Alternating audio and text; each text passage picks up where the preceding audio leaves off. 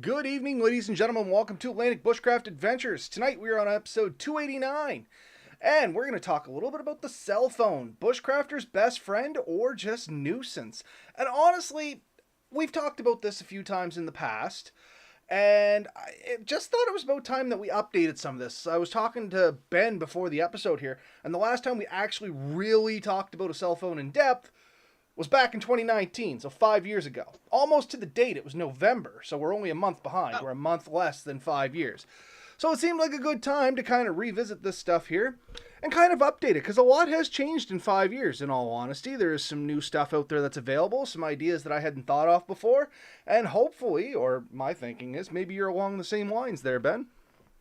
oh, possibly. I mean, it happened once before. Yeah, yeah. So yeah, we'll definitely talk about that.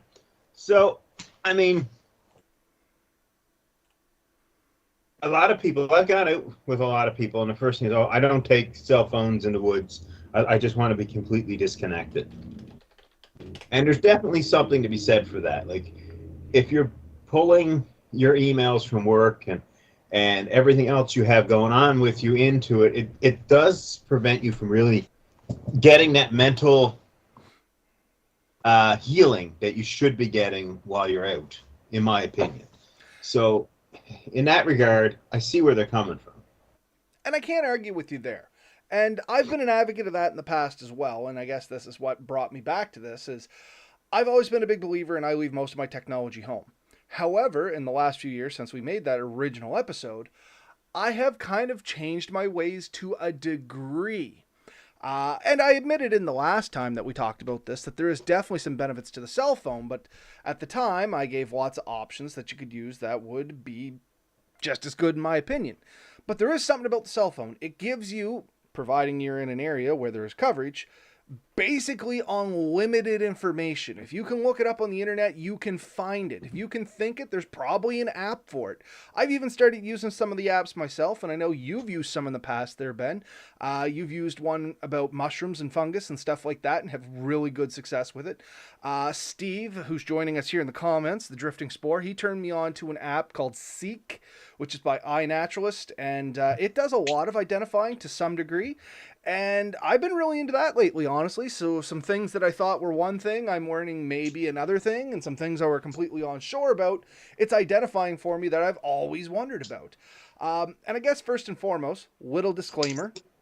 Anytime you're using a piece of technology, especially an app, and we are going to recommend some apps, which I already did, take it with a grain of salt. It is not going to replace the information that you are going to get by a live person that's going to show you what to look for, how to identify something, and if it is safe, more importantly. Please don't go out and grab an app and assume that, oh my goodness, I can eat whatever I want because this picture says I can. Keep in mind it's technology. If the angle's just not quite right, and I've learned this with one shrub I was trying to identify in the yard. Same tree, taking just 4 inches at a different angle, give me two completely different positive IDs on it. I knew what the tree was, so I knew which one it was supposed to be, but just a good indication of where technology cannot be 100% counted on. Yeah, I mean, it's true. And one of the things, like a little while ago, Google did one with one of their cameras identifying something. And I think the one that really upset a lot of people is they had taken a picture of a person and it had identified the person as a gorilla, which obviously would be offensive. And that's because it's looking for some certain key points. And if those key points match up, even though that we as people could look at it and we'd never make that mistake, those key points it looked at were close enough that it could make that distinction that this reminded of something else. Because it's a learning thing, right? So the more pictures somebody takes of, say, is my mic not working? No, my mic was apparently low. You're coming in fine for once. Now, to be fair, anybody that's out there listening or watching more specifically has noticed that we came in a little late. My wife was using the office right prior to me, so I am still frantically changing some settings in the background here. Um, so these apps are learning, and as you take pictures and they get more and more positive identifications, they will get better. Should you trust any of these apps 100%? I would say no. But I do use them. I do use a few of them. I like them. I also try to find a secondary evaluation. So sometimes what I'll do is I'll take a bunch of photos, I'll go in the app. Some of the apps you can put some descriptions, they'll ask you some questions, and it'll give you a suggestion and oftentimes some alternates or things to be aware of and what are frequently confused as.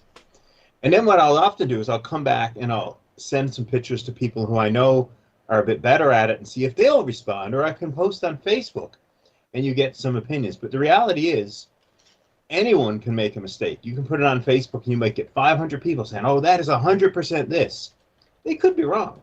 It actually often happens. So even if it's the vast majority think it's one thing, doesn't mean it's actually that thing. That can happen. So, in the end, identifying a plant is solely up to you. And I would highly recommend you use multiple sources and make sure that you're very confident before you take a risk of eating anything that you're unsure of. In fact, if I'm unsure of anything, I won't eat it. No, 100%. And this doesn't go as far as just eating it. I mean, that's kind of the extreme case when we're talking about edibles. Be as simple as using some shrubage or leaves as toilet paper when you're uncertain of it can also cause you major discomfort. Classic one, and not necessarily for bathroom here, a vine. There is a story of individuals going out to have some adult fun, finding a vine that they thought would be fun to use in said excursion, wasn't 100% sure what the identity of was. It turned out to be poison oak. The couple ended up in the hospital. I mean, it's non-life threatening, but I can guarantee you highly uncomfortable. Probably so fairly embarrassing. Sorry, what was that, Ben? It's probably fairly embarrassing. Well, yeah, there's that too. There's the embarrassment part of it. But just goes to show it's not necessarily even what you're eating. If you're not sure what the plant is, there are plants located globally that can cause massive skin irritations. For instance, here in Nova Scotia, we have, and it's an invasive species, and I'm sure you know what I'm going to talk about here, Ben, giant hogweed. Yes. So giant hogweed looks very similar to another plant that we have here in Nova Scotia, but the problem is the sap from giant hogweed, it basically removes the ability from your body to combat UV radiation, if I'm correct in this, Ben, and it's been a while since I worked with giant hogweed. But anyway, basically you break out into blisters because the sun sunburns you almost instantaneously. Yeah. So, and it's quite bad. It can really affect your eyes. It can cause you to go whether permanently or temporarily blind. There's a lot of warnings with this stuff. So if you come across it, you have to be careful of it. And it does look something like other native plants. It's, you could mistake it for, I want to say hemlock, but that's not the right thing. It's another hollow. I was going to say, in its infancy stage, it can be very easily confused for wild carrot. Yes. And some other stuff, and people have actually made the mistake of thinking that it was wild carrot and tried to eat it, and it's caused major issues. And I mean, like Ben said, there is major warnings coming out with this plant, but slightly digress. I'm not going to talk about giant hogweed. That's a whole other topic for another day. But just be aware. So since the point of this episode, let's keep it on a little on track, I guess, is technology. One of the things is, yes, app can be used to identify both plants and even potentially animals. We can use it to identify tracks. We can use it to identify minerals. There's ones on here that I've used a couple of them. If you want to identify like types of quartz or whether there's different types of minerals, topaz, jade, any of these things, or like chert or flint, you can use apps for this. So for identification purposes, both edible, building materials, you can use the apps to help identify it. It's a carryable encyclopedia of knowledge. You can download all kinds of things in there. So one is, yes, identifications, but the other thing is instructions. Absolutely. Or directions. So you can, if you want to learn to do something, you can download the instruction, you can download the videos, you can download other materials that are useful to you and take that with you. You can use your cell phone for those purposes, and that instructional knowledge to me is very valuable. So if you want to go out and navigate by the stars, you can get a whole bunch of instructions of what you need to do and go out there and do it in real time with the instructions there to help you. And it's a lot easier than trying to carry, say, a book or a whole bunch of books with you. And then at night, if you're trying to read books, you need a flashlight, and that's going to affect, and the screen is kind of self-lit, so that kind of helps. So yeah, other thing is definitely knowledge, just carrying general knowledge with you. And where you're saying about watching videos and stuff like that, another thing that we don't necessarily advocate for but have mentioned is entertainment values. Some folks have even reached out to us to say they listen to our podcasts through their phones when they're out in the woods. So there is some entertainment value into that as well. But another one that I'm thinking more importantly, as even with the instruction and the educational, is that ability to contact. So even if you are using an app or you are downloading some instructional videos, it's very easy to reach out to somebody to confirm what you're thinking about. I mean, a good many a times, both Ben here as well as Steve joining us in the comments, I've reached out to both of them when I've been in the woods with a phone being like, hey, is this what I think it is? Or what's your thoughts on this? Or have you seen this before? Or do you think this is a good idea, bad idea? In the case where I may be shooting a message to Ben, you are still quiet. I wonder, test. I don't know why my mic is coming through quiet, folks. I'll continue to work on that. RM Shoots joining us there, still saying I'm coming in quiet. I'm not 100% sure why, but I'll work on it. I promise. We've had this before. It was one of your settings. Yeah, I think what it is it would be I in the think OB I know what it is. Just give me 2 seconds here, folks. because you're coming through to me very loud and clear. So yes, obviously cell phones are great for communication. There was a really good picture a few years ago where they actually Oh, goodness. And I'm thinking Ben and I just got disconnected as I've been playing with some stuff here. So just hold tight there, folks. Hold tight. Let me reconnect with Ben here.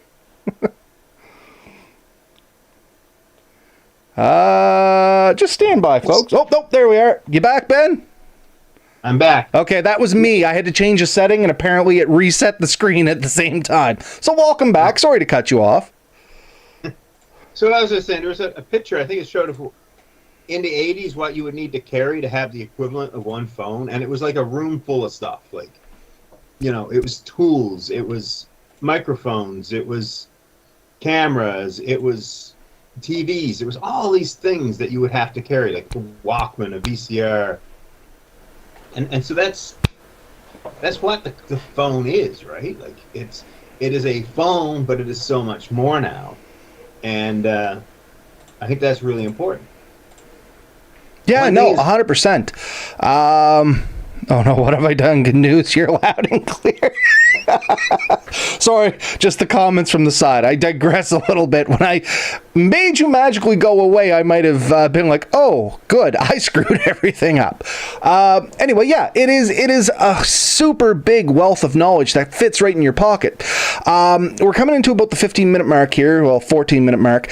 So something I want to touch on real quick before we run out of time, and just to make sure that we cover this stuff, is there are some limitations to a cell phone, which we have talked about in the past as well. And now with technology developing, there's even better ways to combat some of the limitations. The biggest one being the power drain.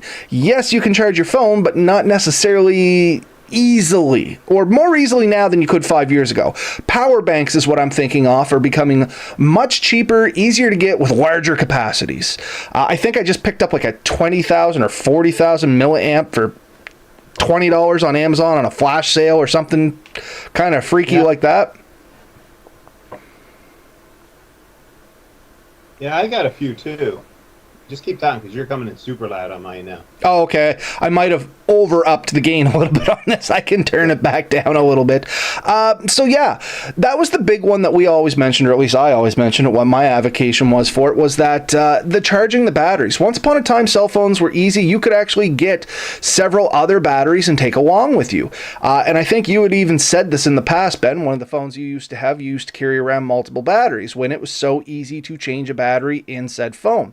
But lately, at least, the new phones, They tend to not have easily accessible battery compartments, sometimes needing to go as far as to contact the manufacturer directly in the case of iPhones I'm thinking of here. And I'm not saying iPhone or Android's better. They both have the same problem here.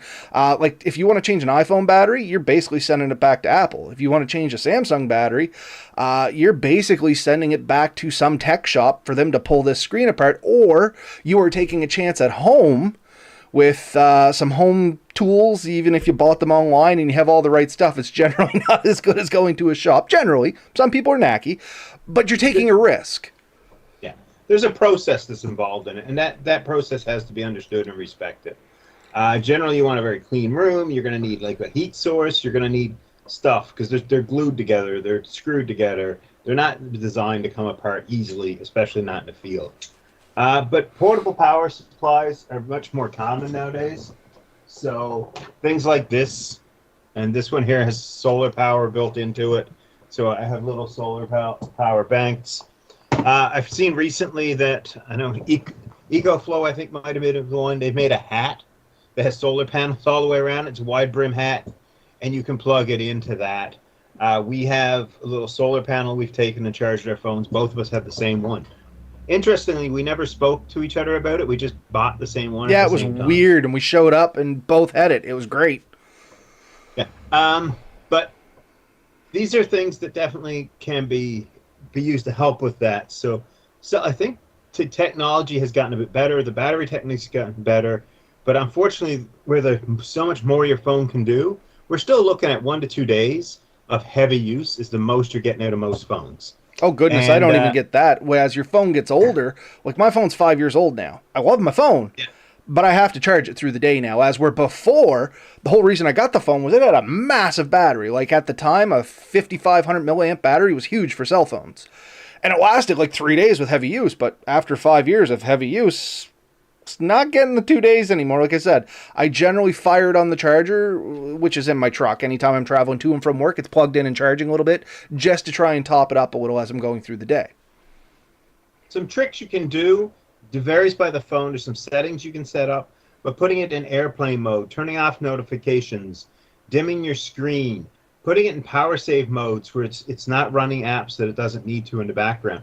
All these can extend, and I find you can easily get more days by doing that. Also, shutting it off at night while you're sleeping, only turning it on for the times you actually plan on using it. These can all extend your life. But the problem is then you can't use it for all those other things. So batteries are an issue. The other thing I want to throw out there before we get too far, there's a full toolbox of things in here, like levels and measuring tools, light sensing elements so you can tell how bright it is. That may not seem like it makes a lot of sense to you now, but it may be useful somewhere else. Sound, decibel levels, just all these other little tools that are built into it. Your GPS. I was about to say GPS and chronometer are both built into there. Altimeters or altimeters, however you say it, altitude meters. They can be built into them. I've used it as a speedometer. On my vehicle, I've had a problem with the speedometer in one of my vehicles. I just put it on the mount, and I can tell how fast I'm moving. I've been testing traveling with canoes and stuff. I mount it on the side of my gunwale, turn on the GPS, and I can get what speed I'm getting. And that's useful. I got to ask, do you do it in kilometers an hour or knots? Kilometers or miles, depending on what I'm doing. Oftentimes, like I'm trying to report to people, like I bought this canoe and I was testing it and I wanted to know what it was capable of, and I really had some concerns because it's inflatable. Is it much slower? Would I be able to keep up with someone on a more streamlined version? And it turns out my average speed is very close to their average speed. So it wasn't as big a handicap as I thought it would be. I wouldn't know that without my cell phone. So I love the cell phone for those things. And I mean, it is can be used for what it's purposely meant to be, a communication device. It keeps you in contact with people. It's a great way to check in. Or at night, if you're going out solo, if you are lonely. And yeah, people get lonely out there by themselves. If you just want to send a quick text home to somebody, a friend, a family member, hey, I'm doing good. How's things at home? It does break up the solitude a little bit. It gives you that feeling of connection when it's not necessarily directly beside you. The other thing I want to mention, because we are fast approaching the end time, believe it or not, it's a medical device. and they can't call them this. I seen a news article today where they're not allowed, but it it can measure your steps. It can measure your distance. It can also, with the help of like a smartwatch or different, there's rings you can get. You can get your heart rate, your sleep times. You can get all these metrics that add into it and help you understand what your health and where you're sitting to. And for a lot of people, that's really important. If you have diabetes, you can get a sensor to put into your skin, and it'll let you know what your insulin levels are at, and what if you need to take shots and stuff. And it monitors all this stuff. So for a lot of people, this is a life-saving device. And so I I caution to ever say don't take it. In fact, I think it's a very important tool. It's a part of our toolbox. 100%. You And don't have to. something. Oh, sorry. You finish your thought, Ben, and then I'll come back to mine because mine's going to take a sec. So you shouldn't depend on it solely because it does have a battery. It can get broken. It can get lost. It can get damaged, and they aren't infallible. But honestly, pound for pound, ounce for ounce, I can't think of a more valuable piece of kit that I take with me. You know what I mean? Like, No, absolutely. And the only thing I was going to say is when you said safety device, a lot of the new phones now, they have fall detection. If you were to fall, take a significant fall, I know mine links into my watch and I get calls on it all the time with the fire department, so also be aware of this feature and how to use it, is if you take a significant impact of any kind, you can set your phone up so it will automatically usually send you a message. You have 30 seconds to respond. It'll say, we have detected a fall. Is this an error? And it's just a button. I think you have to hold it down for 5 to 7 seconds or something. I can't remember to say, yeah, it was an error. Or if it goes through, you can talk to the people and say, hey, yeah, I'm, a dingus. I just dropped my phone, because that's generally what happens. But in a real world situation, if you were climbing or hiking or something like that and slipped down a hill and had an impact and were rendered unconscious, this thing potentially could go off and say, hey, we registered an impact. Do you need help? And if you do not respond back to this, it pings first responders. You know what I mean? Generally, it goes out to the fire departments first. But I mean, if you were in the woods and they're bringing it up on the map going, that's the middle of nowhere, they're probably not going to send the fire department. They're probably going to get in contact with either RCMP or ground search and rescue. I think you said before that ground search and rescue has to be activated through RCMP. So yeah, they'd probably get in touch with the cops or something like that first. You can't just order search and rescue to come out. Somebody has to trigger that, because somebody pays for that. That's not a free service, believe it or not. It's usually paid for by the RCMP, Parks Canada, and local police forces are the three that most likely call us. So Halifax Police Department could call us, RCMP could call us, and Parks Canada in Nova Scotia were the three that most likely would call us. There may be a few other groups that could activate us, but those are the main ones. Yeah, there was something else I wanted to add in there. Oh, there was an app just like that for motorcycles, and I think you can get it for ATVs too, where if it senses a sudden stop of your vehicle or certain impacts, it'll call for help. And I looked at that. I didn't turn it on because, like you, I think I'd accidentally do it. And plus, there's oftentimes a subscription fee to that.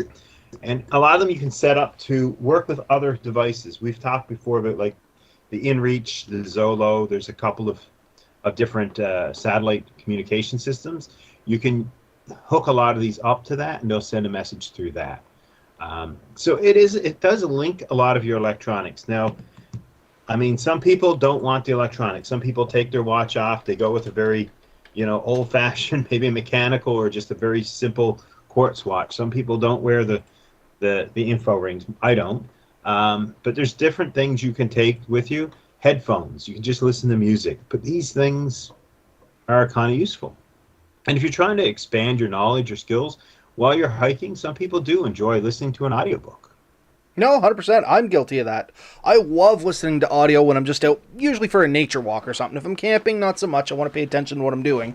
But if I'm going down like a trail system or something like that, somewhere locally, the park, I love to listen to audiobooks. You can get like the Dave Canterbury series on, all his survival books on audiobook. There's a lot of them out there anyway, and they're great to listen to, and that's how I pass the time. I don't knack on it at all anymore, honestly. So Yeah, you mentioned apps, and I won't go into a lot. There's a lot that also can identify trails, hikes, outdoor areas, waterfalls, different like good photo ops and pictures. So if there's a place you want to see or do, I mean, I use my phone for a lot of stuff. I also, not while I'm camping, but through the marketplaces and stuff that I access mostly through my phone. Or my research. I do almost all that on my phone. If I'm researching what piece of gear I want next, or what piece of gear I want to improve or repair, that's all done through that too. So it is a vital piece of tool, and they are. I'm going to say something. Cell phones are expensive, but sit down and try to figure out, can you replace all the things your cell phone does for less? And that's where you're going to struggle, because think about it. A camera alone, you're looking at least $100. $300 for the GPS. About, yeah, anywhere between 150 to $700 for a decent GPS, depending on what levels you want. Emergency contact. The new Motorola Defy and the new iPhone both have a satellite system they can contact. I would argue not quite as good as the InReaches and stuff yet, but they're getting there. They're going to probably be at the same in the next year or so, or that's obviously where their goal is. So that ability to call for help regardless of service area. How do you put a price on that? But even that, like I paid $400 for my InReach or more. So you add up all these things, the $1,000 phone isn't that expensive, and you can buy a decent phone for a lot less than $1,000. And keeping in mind, most of these phones come with guaranteed software updates for a certain amount of time. I can tell you right Yeah. now, same software that was on this one, I bought it 10 years ago or more now. Still the same software that's on it. My Hmm. phone, it's been updated the operating system like 4 or 5 times since I've owned it. You know what I mean? And all the new features that come with that come with the software updates. For instance, now my phone has the fall protection. It came built into a later version of Android where it was not into the version that was originally installed on it. And I know iPhone, as they rolled out their new operating systems and stuff, a lot of that got rolled forward. So I mean, there is a lot of good stuff that comes with your phone just from the original companies that produce whatever said technology. Yeah. Um, yeah, I've stopped. Like I've owned 2 or 3 handheld GPSs. There's another one that's out now that I'm really interested in getting. Uh, but the one I want is actually not so much that is the GPS. That's 100% the tool it's for. I want it because it doesn't require charging, Hmm. not to the standard means. There is one Motorola put out recently that's fully solar powered. It has a black and white screen or monochrome screen, and similar to, say, the Garmin watch I have, they can solar power, and I do like that because the phone can die. Other than that, I've tested it. The dedicated GPSs are not that much more accurate than the phones, if at all. Um, No, and and most of the that's the functions thing. you can Even with get. this one here, which at the time was a great one, it's still only accurate within like 3 to 6 meters, which about is Yeah. what my phone gets to. And depending on the mapping program you would pair it with, I mean, so you can get these things elsewhere. You can buy these other things that to add to it or to combine with it. But the reality is, yeah, you aren't A, going to carry all that stuff with you, and B, it would cost more than replacing the phone. So I gonna push Motorola for some reason. It's one I tend to like right now. LG was, but LG stopped making phones, and that was their mistake because I I'm love them. hoarding LG phones like a pack rat right now, man. Anybody that ever had an LG phone, the second they get rid of it, I'm like, when you're done with it, I want it. But Motorola now, they set up with that Defy and stuff. They have some neat things. I bought one for my daughter about 5, 6 years ago. It's still running strong, and she's my youngest daughter. She's been horrible to it. She's beaten it. She's lost it. She's dropped it, and it still runs like a top and has had no problems. So seems like a solid phone. And we only paid like $160 for it or something. It was a cheap phone. It was I think Power for the year it was. So just know that you can buy a decent cell phone without paying $1,000, and you still get 95 or more percent of all the same things. Maybe a slower processor, camera might not be quite as good, but for most of us, we're never going to know the difference. And here's a great question from the comments. Shoots here. Um, Do the dedicated GPS units use the same satellite systems that the smartphones use? And the answer is yes. Yes. They're all running the exact same satellite connections. Yeah. So And most of the cell phones can use uh, your GPS, but also your GLONASS, Wi-Fi and cell data. and now they can use the Chinese one. So yeah, they have the three dedicated, three or four, whatever's out there right now, systems. They can access all of them. Um, some cell phones may not have some, but for the majority of them, the most of the streamlined ones, you have access to most of the networks. The antenna may not be quite as strong, You may not get but quite as many satellite connections, I find. Like on this thing, I can get up to like 20, 30 satellite connections. On my cell phone, maybe like 18, 19 on a good day. really you only need 4 or 5 to get a really good signal. Exactly. And that's the thing. So And follow up question: can the phone communicate to the satellites without being within cell service area? And once again, yes, but it is limited kind of connection. Usually, it's going to be short message system only and GPS information because it is kind of a different carrier band. It's not like you're going to be able to make a phone call with it unless you have an actual satellite phone. And that comes with a whole other subscription, and it's a couple specialty satellites. But if you're just using the navigational satellites, like the InReach and stuff like that, they can connect to limited data. Like I said, usually it's going to be short message, and there generally is a cost associated with that too. But I think even in your InReach, what was it, like $1 a text or something, $1.50 a text? yeah, I mean, I get so many as part of my package, and then it's $1, I think, for each extra one. So I just try to keep that to a minimum. I pay $15 a month for my base package, and that gives me unlimited check-ins, which those are free. And check-ins are just 3 standard sends I can send, the same words. If I want to send an actual text, a message, or I want to ask a question, it's a little bit more. And I can also, for the same price, download a weather forecast, which is actually quite a lot, and that's useful.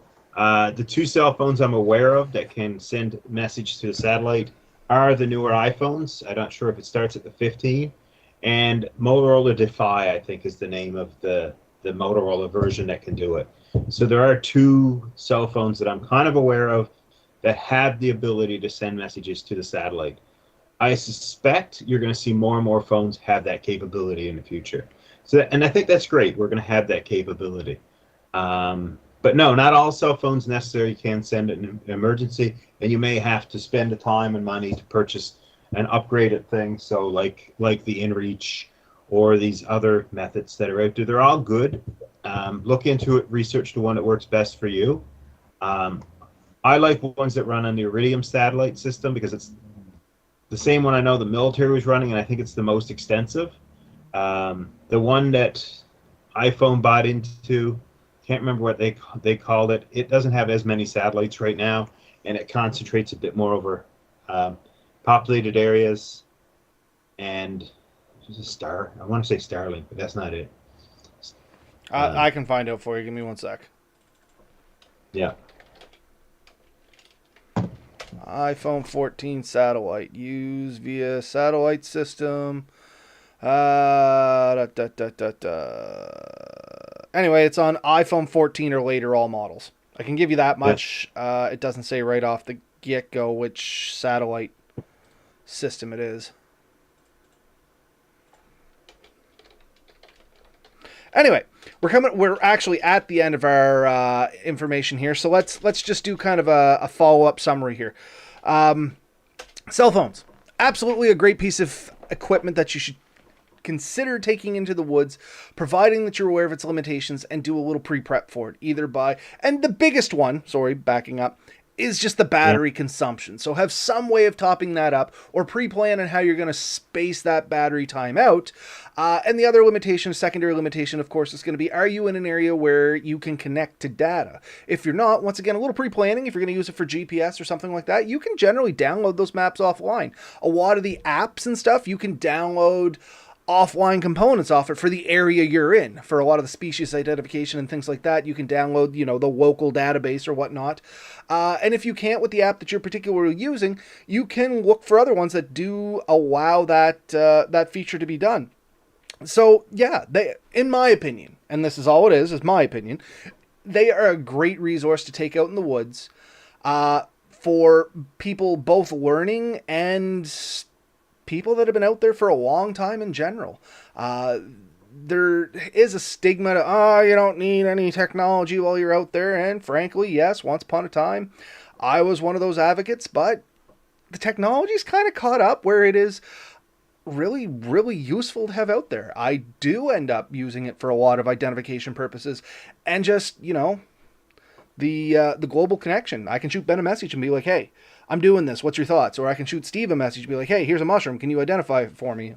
Or what's your thoughts on this? Or in the last case I talked to him, it was some sort of nymph or infid or something like that was out behind my sister's house, and I'd never seen it before. And I'm like, hey, what do you think of this? And that's how I got turned on to the CCAP.